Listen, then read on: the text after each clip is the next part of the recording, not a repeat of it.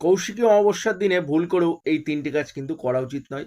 এতে আপনার জীবনে, আপনার সাংসারিক জীবনে সমস্যার সৃষ্টি হয় এবং বাধা বিপত্তির সৃষ্টি হয়। তো এই ৩টি কাজ কী, কী? ১ নম্বর হলো কৌশিকী অমাবস্যার তিথিতে কখনোই কারো সাথে কটু কথা বলবেন না, কারোর সাথে খারাপ ব্যবহার করবেন না। সকলের সাথে ভালো ব্যবহার করুন, সভ্য আচরণ করুন এবং যতটা পারবেন বাক নীরবতা পালন করুন বা বাক সংযম পালন করুন। অত্যন্ত শুভ ফল প্রাপ্তি হয়।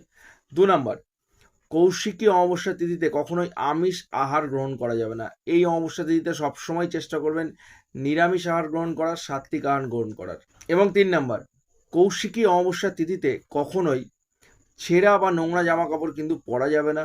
এই দিন সবসময় চেষ্টা করবেন পরিষ্কার পরিচ্ছন্ন ধোয়া জামা কাপড় পরার এবং শুদ্ধ মন নিয়ে মায়ের নাম জপ করুন, মায়ের কাছে প্রণাম করুন, মায়ের প্রণাম মন্ত্র জপ করুন। অত্যন্ত শুভ ফল প্রাপ্তি হয়। যদি ভিডিওটা ভালো লাগে অবশ্যই সকলের সাথে শেয়ার করুন।